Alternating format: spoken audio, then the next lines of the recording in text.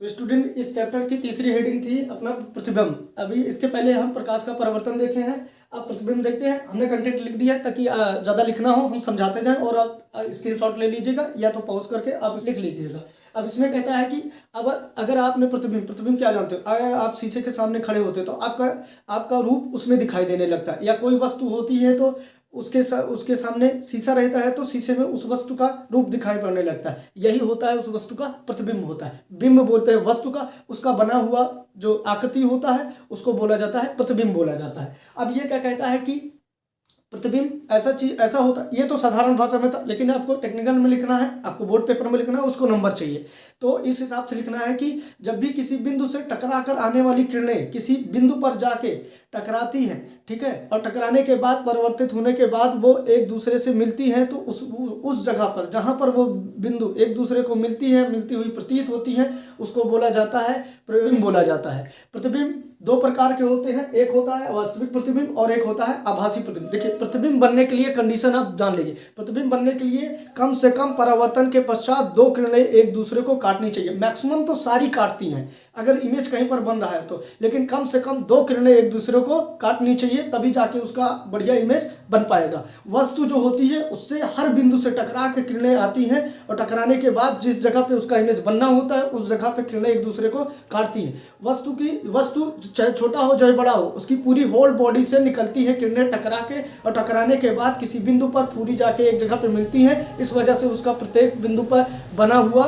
प्रतिबिंब बन जाता है। अब हम डिफिनेशन को देख लेते हैं, हमारे जाते हैं, स्क्रीनशॉट ले लीजिएगा। यदि प्रकाश की किरणें किसी वस्तु से चलकर परिवर्तन के पश्चात किसी बिंदु पर मिलती है या मिलती हुई प्रतीत होती है तो उसको बोला जाता है प्रतिबिंब बोला जाता है। ये दो टाइप के होते हैं, आभासी और वास्तविक प्रतिबिंब, दो टाइप के होते हैं। हम इसको भी देख लेते हैं। वास्तविक प्रतिबिंब होता है कि जो वास्तव में टकरा कर किरणें एक दूसरे को कट कर रही हो कहीं पर, तो वहीं पर जहाँ काटेंगे वहीं पर उसका इमेज बनेगा, तो उसको बोला जाता है वास्तविक प्रतिबिंब। आभासी क्या होता है, जहाँ पर केवल मिलती हुई प्रतीत हो, ओरिजिनल में कोई किरण एक दूसरे को काट ना रही हो लेकिन मिलती हुई प्रतीत हो। आइए हम इसको चित्र के माध्यम से समझने का प्रयास करते हैं। अगर मान लीजिए हम इस प्रकार का ये ले लेते हैं अवतल दर्पण। अवतल दर्पण में अगर यहाँ पर अनंत पे कोई वस्तु रखी है तो यहाँ से प्रत्येक किरणें ऐसे जाएंगी और यहाँ से भी ऐसी किरण जाएगी और यहाँ से टकराने के बाद ये इधर की तरफ मुड़ जाएंगी और ये यहाँ पर मुड़ जाएंगी, तो इस बिंदु पर इसको काट कर रही है, तो यहीं पर इसका क्या बनेगा, यहीं पर इसका इमेज बन जाएगा। तो आप देख रहे हैं वास्तव में यहाँ से किरण चल रही है और चलने के बाद वास्तव में टकरा रही है, टकराने के बाद वास्तव में एक दूसरे को यहाँ कट कर रही है, तो यहाँ पर उसका इमेज बन जाएगा। तो ये रह जाएगा वास्तविक प्रतिबिंब। आभासी में क्या है कि हम बना लेते हैं कोई उत्तल दर्पण। उत्तल दर्पण में सामने अनंत पर कोई वस्तु फिर रख देते हैं। अब यहाँ से कोई प्रकाश की किरण ऐसे टकराएगी तो आप देख रहे हैं यहाँ पर कर्व इसका इस हिसाब से है कि इसकी किरण ऐसे बाहर की तरफ चली जाएगी और यहाँ पर ये जाने वाली किरण जो है अनंत से जा रही है, ये इधर की तरफ जा रही है। तो आप देख रहे हैं कि दोनों किरण गई और दोनों टकराने के बाद इस तरीके से फैल गई है। मतलब इन फ्यूचर में ये कहीं पर मिलेंगे नहीं, समय के अनुसार ये बढ़ती चली जाएंगी और मिलने की संभावना नहीं है। तो इसका मतलब इमेज यहाँ नहीं बनना चाहिए, नहीं, ऐसा नहीं होता। उत्तल दर्पण में भी आपने देखा होगा, जितने भी 4 व्हीलर होते हैं उसके दाएं बाएं ड्राइवर के जो शीशे लगे होते हैं, दर्पण लगा होता है, वो होता है उत्तल दर्पण होता है, उसमें तो इमेज सबका दिख जाता है। तो इसमें कैसे दिखेगा, देखिए ये किरण जो वापस गई है इसको हम वापस लेके ऐसे चले जाते हैं पीछे की तरफ और इसको भी ऐसे पीछे की तरफ लेके जाते हैं। तो आप देख रहे हो आभासी रूप से, ओरिजिनल में तो किरण गई ऐसे फैल गई, पर आगे जाके ये दोनों किरण आगे चलते हैं तो जुआर लगाएगा। जुआर लगाने के बाद यहाँ पर एक दूसरे को कट कर रही है। जब कट करती है तो यहीं पर इसका क्या बन जाता है, आभासी प्रतिबिंब बन जाता है। आभासी प्रतिबिंब को आप कैमरे पे ले सकते हैं, ठीक है ना, कहीं पर सामने नहीं देख सकते हैं। पर वास्तविक प्रतिबिंब जो होता है, वास्तविक प्रतिबिंब को पर्दे पर लिया जा सकता है, क्योंकि टकराओगे, टकराने के बाद उनकी किरणें मोड़ पर कहीं पर आप पर्दे पर कट करवा दोगे तो वहाँ पर उसका इमेज बन जाएगा। पर यहाँ पर तो ऐसा कुछ है ही नहीं, ओरिजिनल में तो सारी किरणें फैल जा रही हैं, कट नहीं कर रही हैं, तो इसकी वजह से केवल फोटो लिया जा सकता है बस। तो ऐसे आभासी प्रतिबिंब बनता है और ऐसे वास्तविक प्रतिबिंब। कंडीशन है परिवर्तन के पश्चात कम से कम दो किरण एक दूसरे को कट करनी चाहिए, वहीं पर उसका इमेज बनेगा। आप आई होप आप इसको समझ लिए होंगे। आप स्क्रीनशॉट लेना चाहते हैं ले लीजिए या नोट्स बनाते रहिए, ठीक है। डियर स्टूडेंट, टॉपिक है हमारा गोलीय दर्पण, जो कि हम पढ़ रहे हैं प्रकाश परावर्तन व अपवर्तन चैप्टर से, जो क्लास 12 की सेकेंड फिजिक्स का पहला चैप्टर है, जो कि बोर्ड एग्जाम से अति जरूरी है। अब देखते हैं कि गोलीय दर्पण क्या होता है कि ये किसी पारदर्शी खोखले गोले का कटा हुआ भाग होता है, जिसके एक तरफ कलई या रेड ऑक्साइड का पेंट कर दिया जाता है, तो और दूसरा तल हमारा बन जाता है परावर्तक तल बन जाता है। गोलीय दर्पण दो प्रकार के होते हैं, एक अवतल दर्पण होता है, एक उत्तल दर्पण होता है। सपोज करिए ये हमारा खोखला गोला है और हमने यहाँ से मार दिया इसको कट, तो इधर निकलेगा ऐसे कर्व, इधर मार दिया हमने कट तो इधर निकलेगा एक हमारा ऐसे कर्व। अब हम देखते हैं कि पेंट किस साइड में हम करते हैं, उसी हिसाब से हमारा दर्पण बनेगा। अब यहाँ पर आप देखते हैं कि यहाँ पर अगर मान लीजिए हम उभरे वाले तल की तरफ हमने क्या कर दिया है, पेंट कर दिया है और परावर्तक तल धंसा वाला बन गया है, तो ये हमारा बन जाएगा अवतल दर्पण बन जाएगा। ठीक है, अवतल दर्पण ये हो जाएगा। अगर हम धंसे वाले भाग की तरफ ऐसे पेंट कर देते हैं और उभरा वाला तल हमारा क्या हो जाएगा, परावर्तक हो जाएगा, वो यहाँ पर ये बन जाएगा उत्तल दर्पण बन जाएगा। क्या बन जाएगा, उत्तल दर्पण बन जाएगा। उत्तल दर्पण बन गया। देख रहे हैं आप, ये कांच का खोखला पारदर्शी गोला था, हमने कट मारा, कट मारने के बाद ऐसे कर्व मिला, अंदर की तरफ पेंट कर दिया, उभरा वाला तल हमारा परावर्तक तल हो गया, तो इस वजह से हम इसको उत्तल दर्पण बोलेंगे। इधर भी हमने कट मारा था तो ऐसे हमको कर्व मिला था, हमने उभरे वाले तल की तरफ पेंट कर दिया और धंसा वाला तल हमारा क्या रहा, परावर्तक तल रहा, तो इसको हम बोलेंगे अवतल दर्पण बोल देंगे। ठीक है, ये आपको समझ होगा।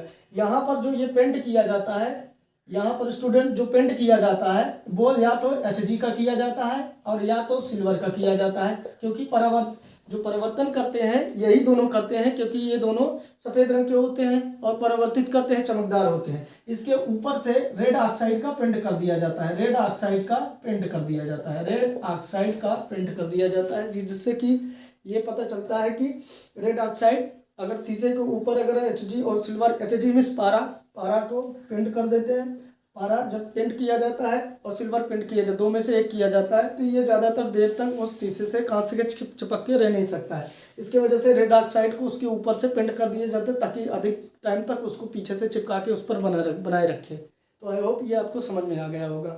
डियर स्टूडेंट, अगला टॉपिक है हमारा, हेडिंग है गोलीय दर्पणों से संबंधित कुछ परिभाषाएं। अभी हमने जस्ट पढ़ा है कि गोलीय दर्पण क्या होता है, हमने पढ़ा अवतल दर्पण और उत्तल दर्पण, दो टाइप के हमने पढ़ लिया है। अब पढ़ते हैं गोलीय दर्पणों से संबंधित कोई परिभाषा है। ठीक है ना, अगर हमने मान लीजिए सपोज पहले एक ले लेते हैं, कोई ऐसे करके एक दर्पण ले लेते हैं। अगर सपोज अगर ये बाहर से ऐसे पेंट है तो आप समझ गए होंगे कि ये कौन सा दर्पण है। ठीक है ना, ये बन जाता है हमारा अवतल दर्पण बन जाता है। जब अवतल दर्पण बन गया है तो इससे संबंधित अब कुछ परिभाषा देख लेते हैं, जो कि उत्तल दर्पण और अवतल दर्पण दोनों के लिए कॉमन होगा। हम उसको भी बना के देख लेंगे।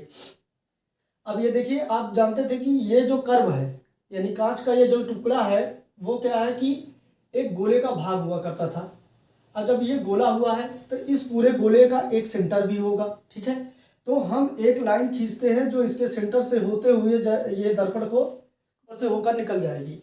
तो इस पॉइंट को, चूंकि ये गोला था तो गोले के जो बीचों बीच का पॉइंट होता है उसको हम सेंटर या तो केंद्र बोलते हैं। तो यहाँ पर हम देखेंगे कि इसको केंद्र यानी C से प्रदर्शित करेंगे। ठीक है, क्योंकि अब गोला तो रह नहीं गया, अब ये रहा कर्व, तो कर्व की हिंदी होती है वक्र, यानी इसको बोल देंगे वक्रता केंद्र बोल देंगे। इसको क्या बोलेंगे, वक्रता केंद्र बोलेंगे। ठीक है, सेंटर ऑफ कर्वेचर होता है, वक्रता केंद्र होता है। या और इस पॉइंट पे जहां से ये, पहली बात तो ये देख लेते हैं, इस लाइन को हम बोलेंगे प्रिंसिपल एक्सिस, मुख्य अक्ष। इसको क्या बोलेंगे, मुख्य अक्ष बोलेंगे। अब यहाँ पर जिस पॉइंट से ये मुख्य अक्ष सेंटर से होते हुए दर्पण से पार होती है, जिस पॉइंट से पार होती है उसको बोला जाता है पोल, यानी कि बोला जाता है ध्रुव। क्या बोला जाता है, ध्रुव बोला जाता है। इसको P से डिनोट करते हैं। इसको किससे डिनोट करते हैं, P से डिनोट करते हैं। तो ये हमारा हो जाता है ध्रुव हो जाता है। हमारा मुख्य अक्ष क्या होता है कि वह मुख्य लाइन जो उसके सेंटर से होते हुए, ध्रुव से होते हुए निकल जाती है, उसको बोला जाता है मुख्य अक्ष। वक्रता केंद्र उस कांच के टुकड़े को यानी दर्पण के टुकड़े का जो केंद्र डिसाइड होता है उसको बोला जाता है वक्रता केंद्र होता है। ध्रुव वह पॉइंट होता है जहां से प्रिंसिपल एक्सिस उसको पार करके निकलती है। आई होप इतना समझ गए होंगे। आगे देखते हैं। अब यहाँ पे होता है M1 और हो जाता है M2। M1 और M2 को बोला जाता है दर्पण का द्वारक बोला जाता है। M1 और M2 का क्या बोला जाता है, दर्पण का द्वारक। दर्पण का द्वारक का मतलब होता है कि दर्पण का पूरा जो व्यास होता है, यानी अभी जो इतना बड़ा ये लेंथ है इसकी टोटल, इसी को हम क्या बोलते हैं, दर्पण का द्वारक बोला जाता है। यानी दर्पण के पूरे व्यास को, दर्पण के कुल व्यास को हम क्या बोलते हैं, दर्पण का द्वारक बोला जाता है। अब यहाँ पर और आगे देखते हैं, इतना आप समझ गए होंगे। यहाँ से वक्रता केंद्र से ध्रुव तक जो डिस्टेंस होता है यानी जो दूरी होती है उसको वक्रता त्रिज्या बोलते हैं। ठीक है ना, वक्रता त्रिज्या बोलते हैं। वक्रता त्रिज्या बोलते हैं, कैपिटल आर से इसको प्रदर्शित करते हैं, ठीक है। अब ध्रुव और ये जो होता है वक्रता केंद्र, सेंटर और ध्रुव के बीच के जो बीच का पॉइंट होता है उसको बोलते हैं मुख्य फोकस बोला जाता है। क्या बोला जाता है? मुख्य फोकस बोला जाता है। यहीं पर अनंत से आने वाली सारी किरणें टकराकर यहीं से गुजरेंगे, तो इस पॉइंट को बोला जाता है मुख्य फोकस, मुख्य फोकस। इसको प्रदर्शित करते हैं कैपिटल एफ से। और यहाँ से यहाँ तक की दूरी को, यहाँ से यहाँ तक की दूरी को, यहाँ से यहाँ तक की दूरी को स्मॉल एफ यानी फोकस दूरी बोला जाता है। यहाँ से इसको फोकस दूरी बोला जाता है, यानी मुख्य फोकस से ध्रुव तक की दूरी को क्या बोला जाता है? फोकस दूरी बोला जाता है। तो ये उससे संबंधित सारी परिभाषाएं आई हो, समझ गए होंगे। और मुझे लग रहा है कि मैंने सारी परिभाषाएं बता दी है। अगर ऐसे ही समझने का प्रयास करेंगे तो अगर उत्तल दर्पण ले तो सपोज करिए उत्तल दर्पण ऐसे बनेगा, तो वो भी किसी गोले का एक भाग होता है, तो उसका भी एक सेंटर बनेगा। तो अब सेंटर से यहाँ तक की जो दूरी बनेगी उसको वक्रता त्रिज्या बोलेंगे, वक्रता केंद्र वही रहेगा। यहाँ दर्पण जब रख देंगे ऐसे करके तो यहाँ पर ध्रुव उसका बन जाएगा। यहाँ से यहाँ तक की दूरी को वक्रता त्रिज्या बोलेंगे, बीचों बीच वैसे जैसे यहाँ पर बना है मुख्य फोकस होगा, और यहाँ से यहाँ तक की दूरी को मुख्य फोकस दूरी बोलेंगे। तो ये दर्पणीय दर्पणों से संबंधित सारी परिभाषाएं हो गई हैं। जैसे अवतल दर्पण में है ऐसे उत्तल दर्पण में भी सारी चीजें होती हैं। अगर आपको कंफ्यूजन हो तो हम छोटा सा एक ऐसे बना देते हैं, ठीक है। तो यहाँ पर अगर मान लीजिए हम बना देते हैं कि उत्तल दर्पण हो गया, ये क्या है? उत्तल दर्पण। कौन सा दर्पण? उत्तल।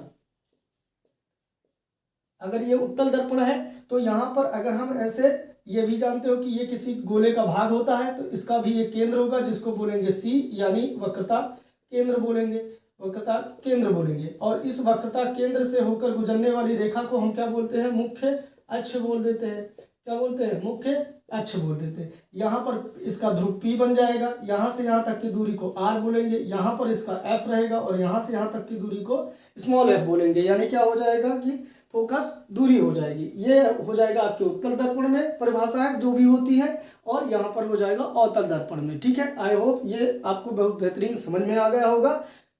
आप इसका स्क्रीनशॉट ले सकते हैं।